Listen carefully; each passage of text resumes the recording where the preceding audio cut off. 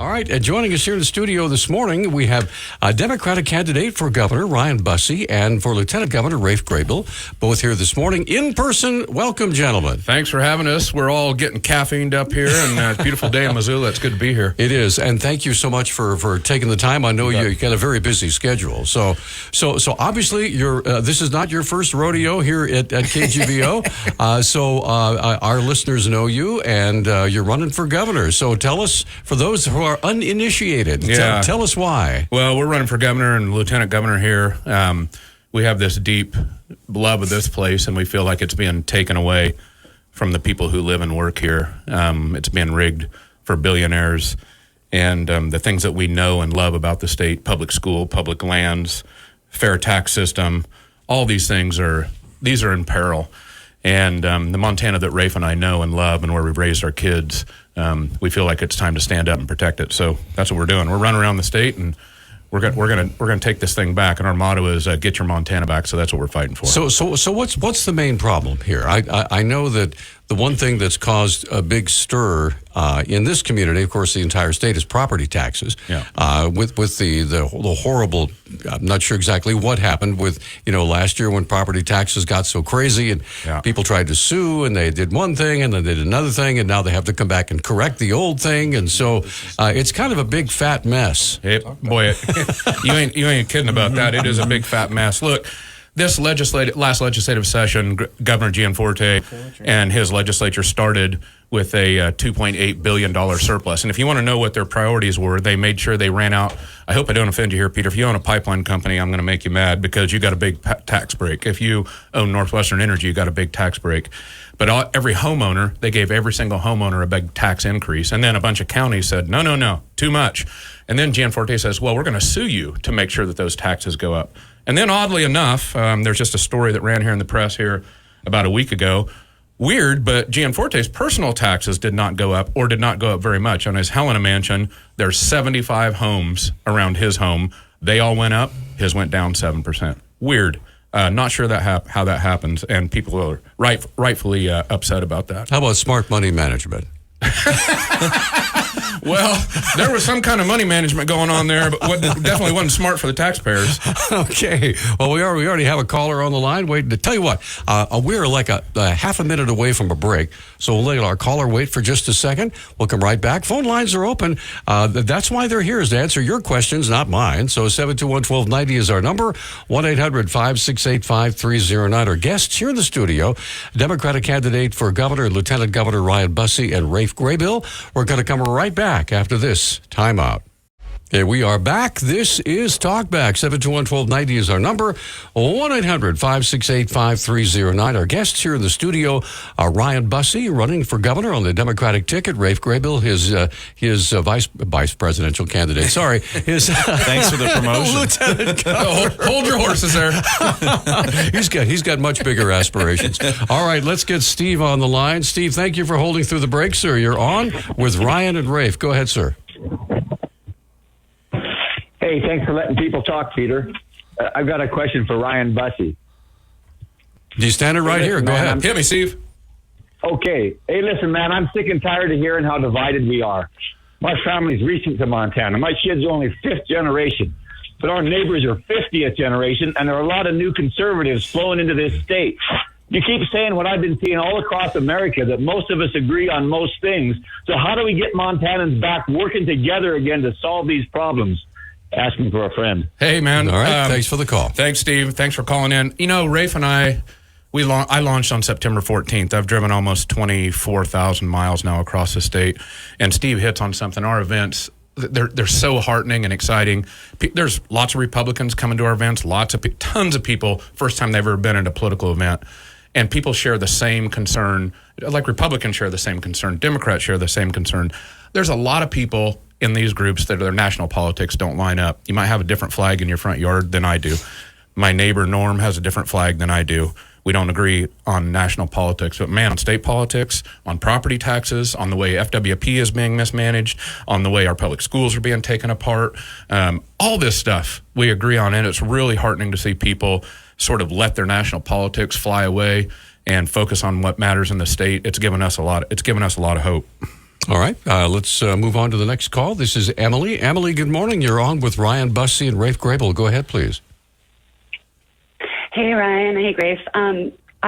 You just mentioned education, and I'd love to hear more about what you're going to do to help our teachers in the public education system here in Montana. Rafe's going to handle this one. Okay. Emily, hey, it's Rafe. So this is really personal to me. I came up through our public school system in Montana. I've got 3 kids in my life. My oldest, we actually have kindergarten orientation tonight. Wow. So, yeah, we're long on the public education system. Oh, I'm turning right around after this and going back or I'm in trouble. But listen, I mean, there's a real crisis in the state. There's 1,004 teacher vacancies in a state of 1 million people. That's just teacher vacancies. We've got the lowest starting teacher pay in the country, actually 51st. A territory beat us here in Montana. Well, you go back to what Ryan talked about at the top. Usually in education, there's this problem where it's like really tough choices and there's no money, okay? But our legislature last year had almost $3 billion of extra money. And they don't, what do they use that money for? They don't use it to go pay teachers more, recruit and retain people, get great innovative programs. They use that money to give it to pipeline companies, to Northwestern Energy. There's a real priorities problem here. And for people like me and Ryan's kids came up through public ed up in Kalispell. Like I said, we're going into the Helena system here pretty soon.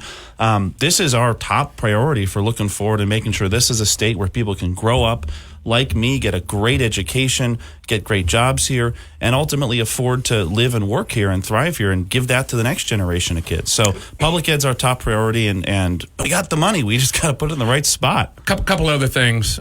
Because of our wonderful Montana Constitution, all kids in this state, per our Constitution, are guaranteed to equal access to equal public education. And I think that public education is the backbone of our democracy. You know, it's like public lands or public schools. When a kid steps into a public school, he's the equal of all other kids in there, he or she. Doesn't matter how wealthy they are, where they grew up, what side of the tracks they're on. And they have the same opportunity to succeed, and we have to protect that. We can't have 2 tracks of education in this state. There are places that do that, where the wealthy get to do one thing and all the other kids get to do another thing. That, to me, that is so far from the Montana way, and we're going to fight to make sure that our public schools are well-funded, well-supported, and we got a near crisis coming now. Rafe and I agree on that. Well, and on that, too, I spent some time living out of state and seeing the world. And, you meet people, they say, oh, you're from Montana. That's so interesting.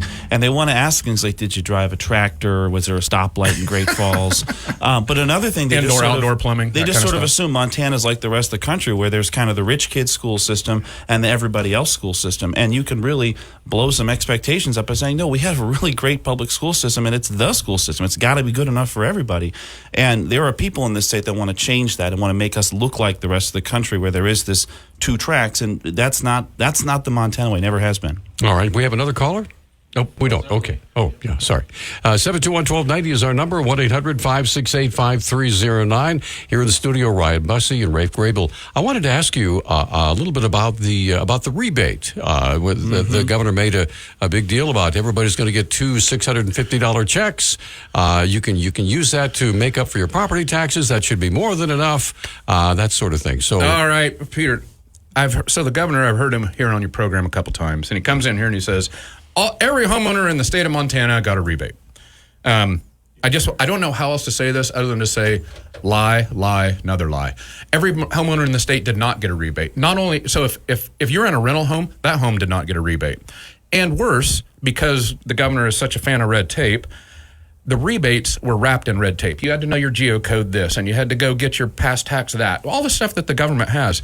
So what happened, 64,500 people in Montana, homeowners that were deserving of the rebate, 64,000 did not get the rebate because there was so much red tape wrapped around it, these people didn't know how to get to it. Now, if the governor really wanted to send you a rebate, he's got every bit of tax information in that system there. They can just push a couple buttons and the letters go in the mail and you open the check. But no, he wraps red tape around it. They did take the money in the first place. Yeah. So I want to pick on the governor's truthfulness here. Every Montana homeowner did not get a rebate. That is a lie. And it didn't cover it for a lot of folks, too. I mean, if you own, a certain part of the state, maybe. But for, we meet people in, not just Bozeman and Missoula and Kalispell, people in Butte, people in Great Falls who say, like we met this guy, lives, down near the Big Hole River. He spends his whole life saving up to buy this house. He's on Social Security.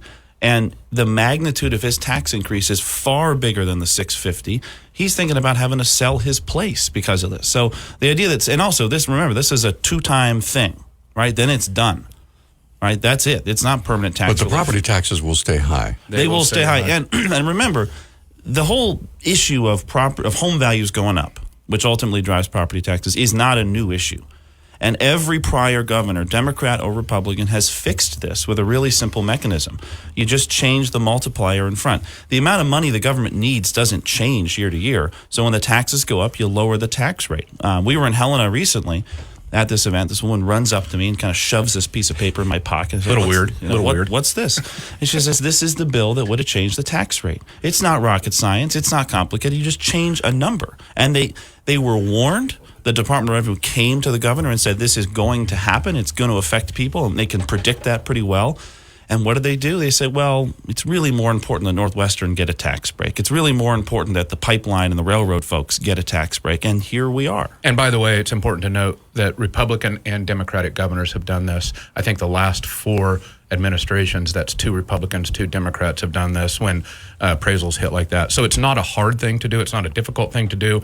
It's only difficult if you want to unbalance the tax system and make it unfair. Okay, we're going to take a break, come right back. We have, oh my goodness, here we go. We have Len, Nancy, Skip, and somebody else. All right, great. Somebody else, I've never talked to him. Let's go. And you guys are only on for an hour. So we're going to come right back after this quick time out. Stay with us. On Talkback, our special guests in studio, Democratic candidate for Governor Ryan Busse, Lieutenant Governor Raph Graybill joining us here in the studio. And folks are waiting on the line. Let's jump right in. Len, good morning. You're up first. What's your question, sir? Good morning. Concerning the property tax, we challenged ours here a year ago. And we have an older place. Our house has got a trailer on it. It's half trailer and half house. It's built inside, so it's really good. And I have a shop. Well, when I first moved in here almost 40 years ago, I built that shop, and it's up on railroad ties. And they were charging me for a garage on my taxes. They also they dropped the trailer out of the house. All of a sudden, it disappeared, and it's a full-size house. And when they come out here, it's got the tongue sticking out the side of it. They had to come in to make sure it was a trailer. And they didn't do a damn thing. All these years I've been paying for all this stuff, and there's nothing I can do about it. I have to pay it. And everything. And the other part of it is the schools. I'm old. I'm going to be 85 here soon. And I'm working my butt off to cut wood and everything else to have firewood so I can afford to heat my house so I can pay all these damn high school taxes. And us old people cannot afford to do that all the time, and they don't get it. They don't want to get it. Well, Len, I've talked to superintendents and everybody, and they don't care. Hey, Len, Ryan here. First off, thanks for the call. Sorry for the stress. It sounds like you're not in the best of spots on the property tax thing, and I don't blame you for being upset. Listen, it's a little bit of a smart aleck remark here, but the truth is, folks like you don't have as good a lobbyist as Northwestern Energy did, and the reason that your taxes have gone up and you feel ignored is because people with $3,000 suits are not getting ignored in Helena. So when they walk in and they need a $36 million tax break, Northwestern Energy got a $36 million tax break, and that blew a hole in the budget, and that made it so that Gianforte and this supermajority, this Republican supermajority, had to push through this tax increase on you. It's not right. You're absolutely correct. Folks on fixed incomes, people who have been here forever, they paid off their homes, even if they got a tongue sticking out of the home there, right? It's not right that your property taxes keep getting cranked up like that when the burden on industry keeps going down. It was a very purposeful thing. I don't blame you for being upset. We want to make it so it's fair. So how do you change that? Well, you do exactly what the last 4 administrations have done. You make sure that our property tax system is fair. I mean, I'll part ways with Lynn just a little bit because I think a vibrant society where people have jobs and opportunity and kids want to live here, requires a good, well-funded public education system. So I'm not for reducing funding to public education, but it can't be all the time on the backs of homeowners like this, and we can't just keep increasing that and reducing the rate on industry and big wealthy corporations. If you feel like the game is being rigged against you for these big wealthy corporations, well, guess what? You're right. Let's get another call in. This is Nancy. Nancy, good morning. You're on with Ryan and Rafe. What's your question, please? Okay, good morning. I have actually two questions. The first has to do with public education. How do you feel about destroying the Department of Education? Because let's face the fact, ever since 1979, when the Georgia peanut farmer president Jimmy Carter federalized our public school system, it has been failing our students. As a matter of fact, the Chinese government has been telling their children, their students, that 57% of the American students cannot read or write, and they are not far off the bat there. My second question is the transient homeless issue in our state, which is getting worse and worse and worse. As a matter of fact, there's parts of Missoula now that are starting to look like Havana, Cuba, after 60 years of oppression and communism. I don't want to hear excuses or compassion. I want to hear a solution, and thank you so much. Okay, go. I'm sorry. Go ahead. Sorry. Go ahead. Nancy, it's Rafe. I'll start on the schools issue. I mean, one of the great things about Montana is we have local control of our schools. Our school boards come first, and that means that we're accountable to local voters, and we make sure local priorities are reflected there. One of the things this current governor has done is passed a series of bills that try to take local control away and say that the Montana legislature, in all its wonderful wisdom, is going to make more decisions about how your kids are educated. So I think we're firmly in the Montana traditional local control. Worked for me and my, hopefully it's going to work for my kids growing up.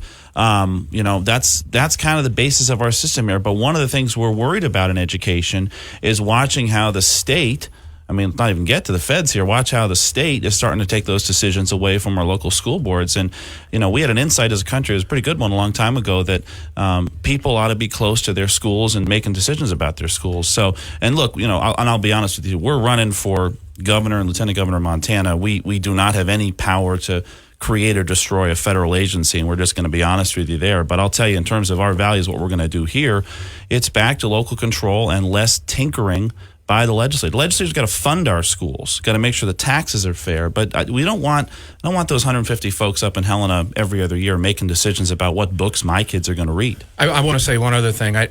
I see so much beautiful opportunity in our public schools, and my son Lander is a key example of that, and it comes right back to Missoula.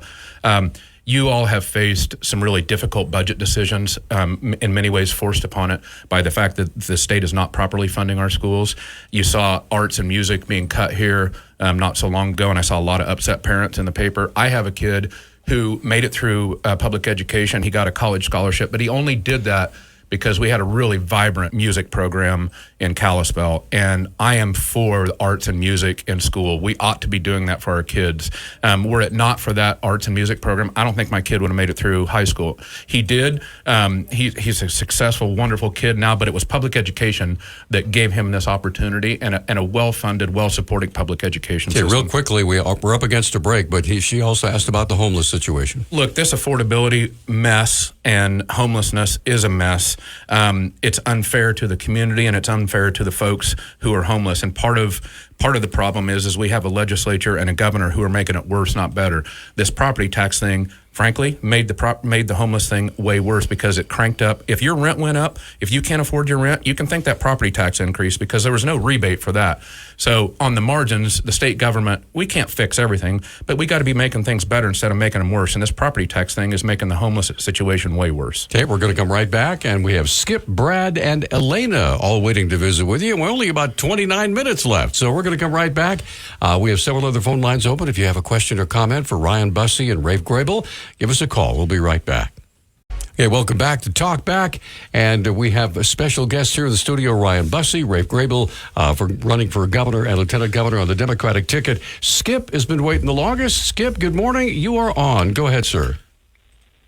And good morning, Peter, and thank you.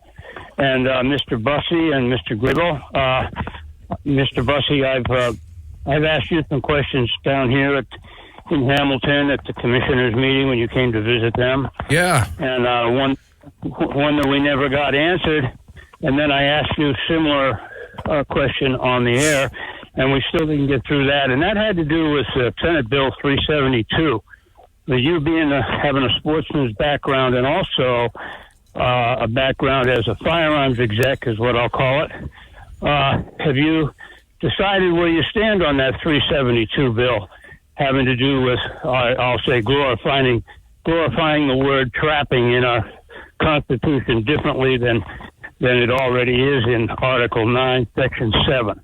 In addition, I wanted to know from Ray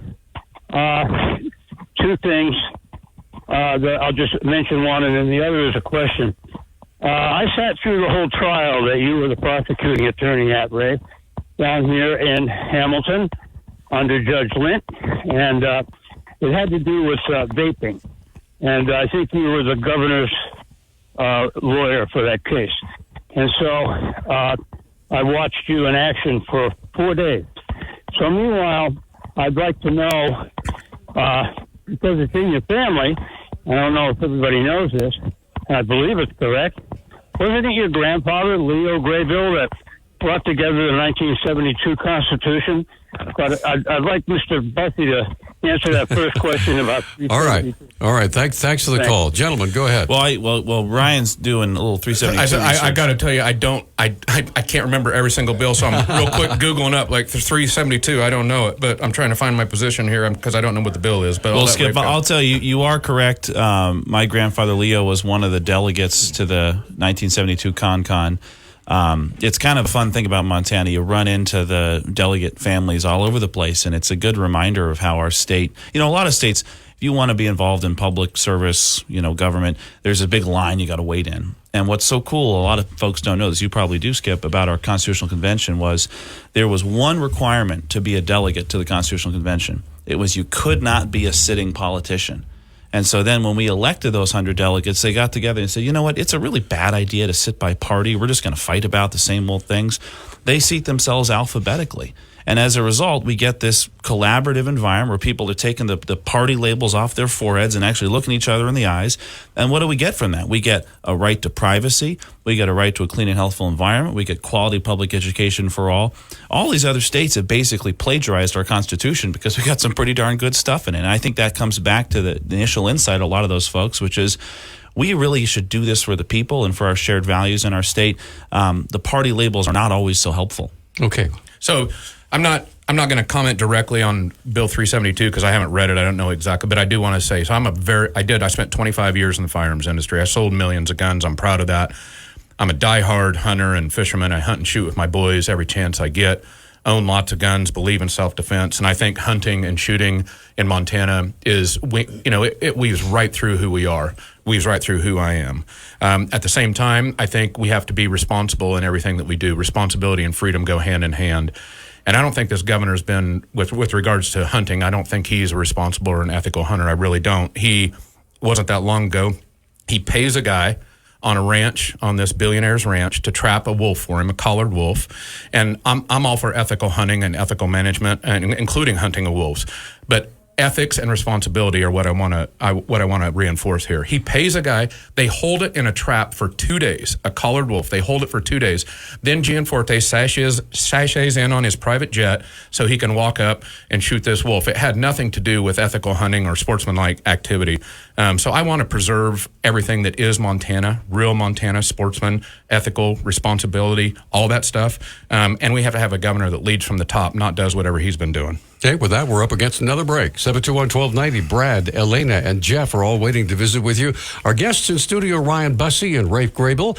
They'll only be here with us for about another 18 minutes. If you have a question or comment, you give us a call at 721-1290. Hi, Peter Christian, by the way. That's Nick Christensen over there taking your phone calls. Ryan Busse and Raph Graybill are here in the studio. Brad has been waiting the longest. Brad, good morning. What's your question? Hello, Ed. Thanks for taking my call. I wanted to just talk about how do Democrat candidates fight the gun lobby's propaganda about how they're just out to take gun rights. I mean, you have Dr. John Lott in there talking about how, gun theft and trafficking is all overblown, and the ATF is just making registries for future confiscation.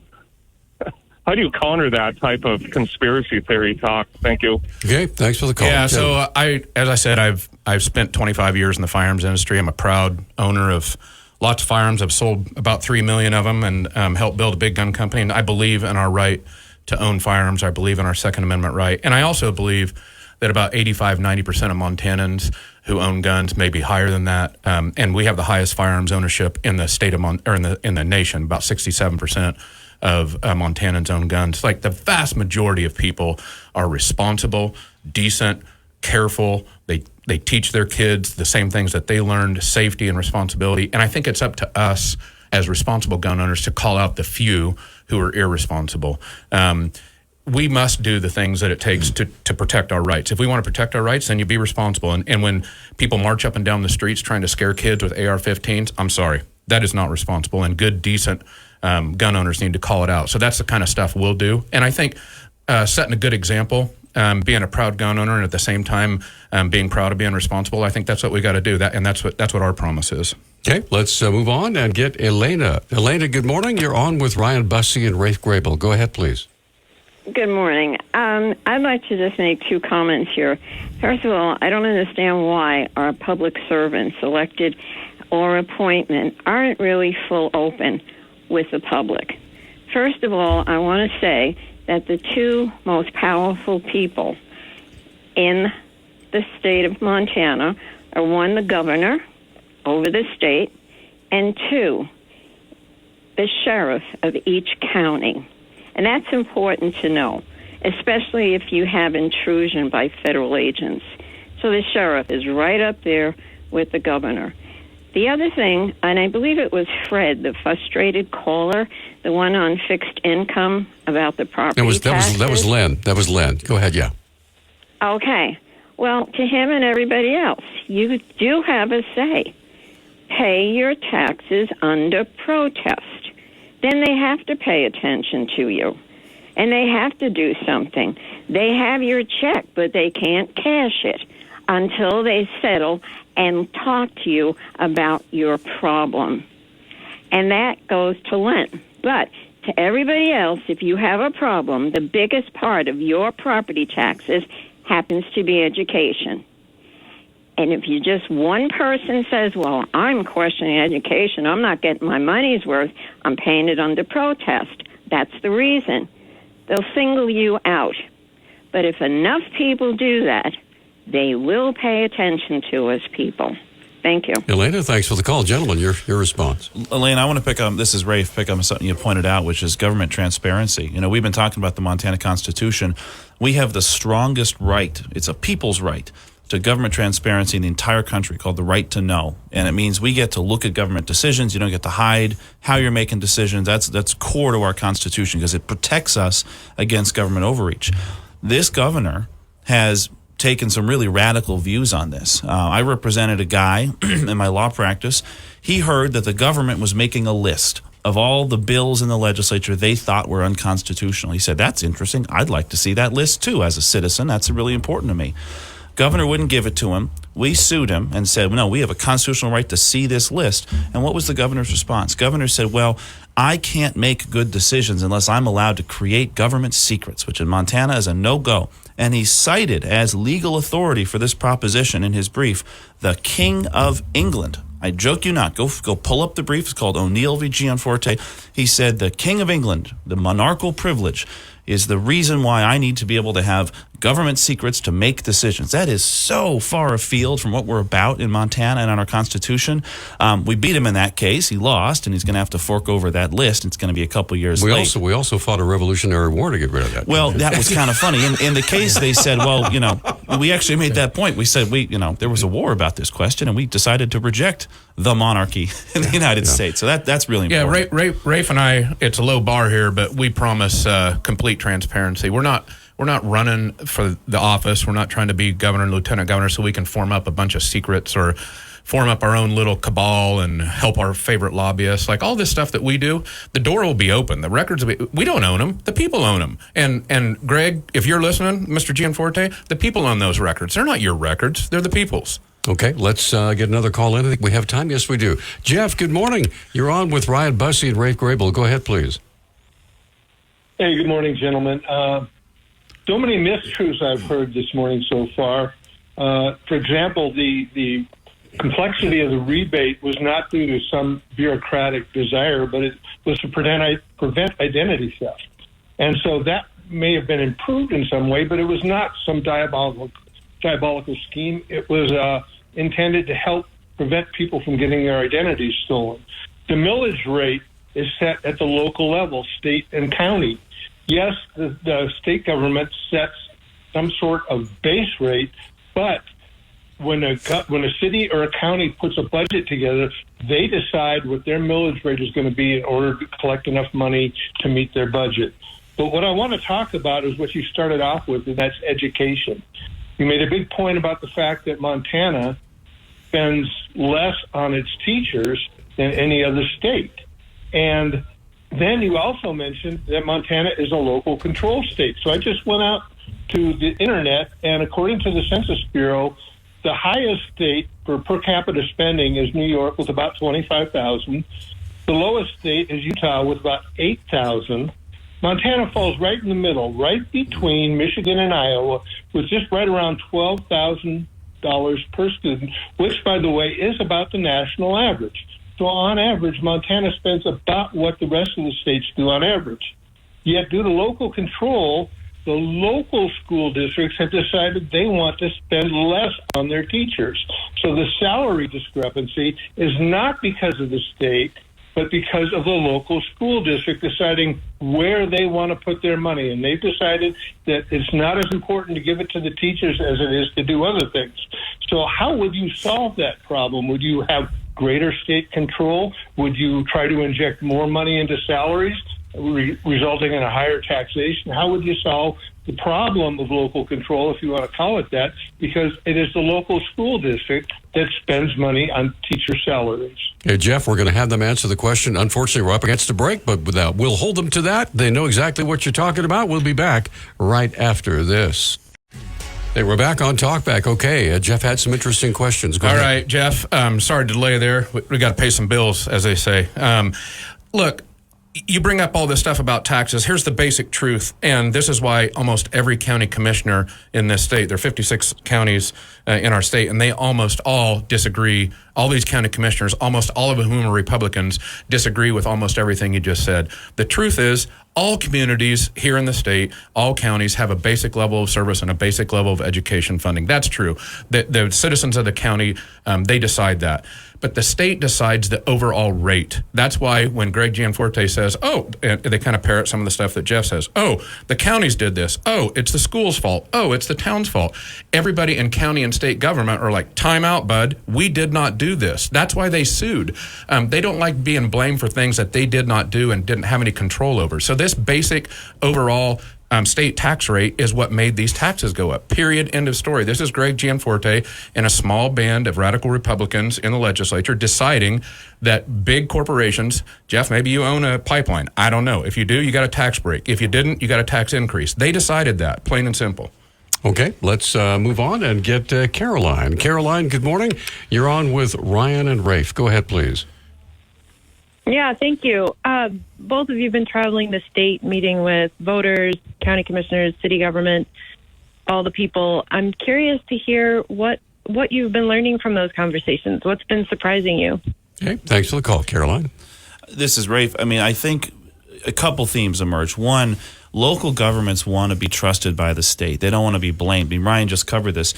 Gianforte is responsible for the largest tax increase in state history on property taxes, and rather than fixing it the same way that Democrats and Republicans have done, which is really simple, he goes ahead and blames local government. So they're pretty upset about that. We've been all over the state, and local leaders say, and again, they're mostly Republicans, are saying, we didn't do this. We didn't make your taxes go up. So they want trust, one. The other thing that we've learned, and we know this, we've talked about this, but it's good to have these conversations. Montanans agree on most of the really important issues. Like, we should have good public schools. That's a consensus issue, I think, for most Montanans. We should have clean air to breathe. We should balance our budget and be fiscally responsible. And, you have these conversations where sometimes maybe it'll start out talking about national politics, and then we have to be honest and say, look, we're not running for federal office here. We're not running for president and vice president here. And once you get past that stuff and sort of agree to disagree on some of the national stuff, you can have real conversations. We were down in Madison County the other week, and, the first question we got from the commissioners was about national politics, but then we talked about how the rest home might close in that county. We talked about the bridge that's down. We talked about, sorry, we got some rowdy guests here walking in, but we talked about issues that really matter and that we can affect as governor and lieutenant governor in Montana. So it's been really encouraging, because I think if you're like me, if you're like Ryan, you're kind of exhausted with national politics, not really happy with your options right now. Because there's nothing you can do about it. Nothing you can do, and it's the hard to whole get excited national about. political scene is just meant to divert us from very important things that we have to do to save our state. And I think people have been okay with what we call the Montana struggle forever. Like, you didn't move here because it was San Francisco. You didn't decide to live here because you were on Wall Street. You didn't come here to make $1 bajillion. You lived here because the quality of life was so awesome. And then on the weekends, you got to raft rivers or hike mountains or go hunting with your kid. And all of those things are now in peril. I mean, we have the only governor in the history of the United States, all governors, all years, who sued to block a public river access. Now, come on. That's bad enough. If it were a Texas governor, I'd be mad about it. But Montana governor, we should not stand for that. All right, let's try to get another. Did you want to? Okay, let's get Paul on the line. Paul, good morning. You're on Talk Back. What's your question, please? It's hard to not look at this as just putting down Governor Gianforte and everybody else with not a lot of facts. But my question is, how do you guys feel about Governor Bullock deleting the emails after being Attorney General around the same time that Hillary Clinton did, and also the emails of the state Supreme Court that were hidden? And another thing is, I think the federal government is running the state, and it's not the state government, but the grifters for the federal government money are the ones that are running the state now. And you could comment on that, please. All right. Rafe's been personally involved in a lot of these records and open government. He's one that does this stuff, so I'm going to let him comment on it. We have 3 minutes. Go ahead. Well, I'll be brief. I mean, first I'll say, if you're worried about who's running the state of Montana right now, I think we're your guys. And we're happy to work with you on that. I don't approve of the way the government's being run right now. On this records issue, I'm not familiar with the first one you mentioned. I think that was probably before I got there. But Montana's got pretty serious retention requirements, because it goes back to that constitutional right I mentioned earlier. You, me, the people of Montana have a right to examine how our government makes decisions, because our framers of our Constitution recognize that's a way to hold government accountable. Power naturally accrues to itself and tries to grow, and when you add secrecy to that, you get a bad recipe. I want to be clear, too. You bring up Hillary Clinton and her records retention. I think that was sloppy and wrong. If you are and she was Secretary of Defense when that happened. Secretary of State. She works for the people of the nation, right? Those records are ours, and we have a way worse level of arrogance coming out of the Governor Gianforte's office right now. He believes that these records are his, that these meetings are his, that these conversations are his.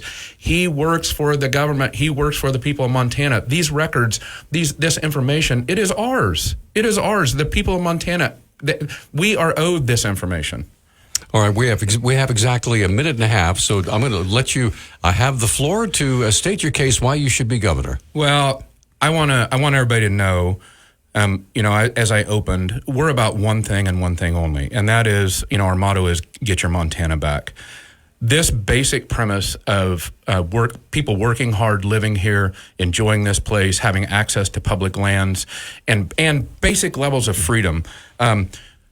Governor Gianforte signed 5 bills restricting women's health care rights.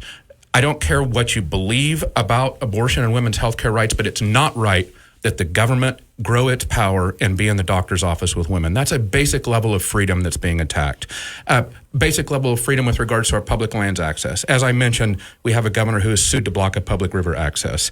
We have a governor who raised taxes on every homeowner while making it easier to be a big wealthy corporation. That is just not the Montana that I know and love. It's not the Montana where our communities can be vibrant, where working people can afford to live in the places they do. We have the lowest starting teacher salary in the United States. Actually, we're 51st. The territory beat us. It's not acceptable.